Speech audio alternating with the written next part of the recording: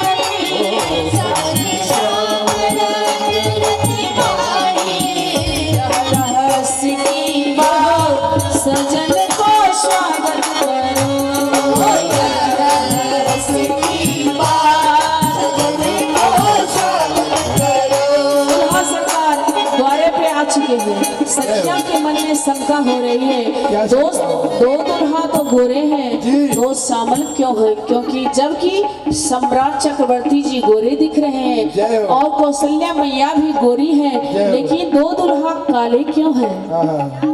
समझी जी कुछ बता रहे हैं।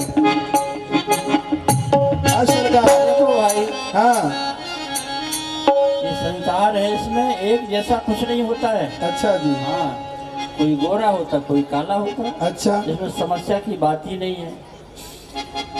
एक बात और है जी, हमारे राम जी, उनका हृदय इतना गहरा है, इतना गंभीर है। जय हो।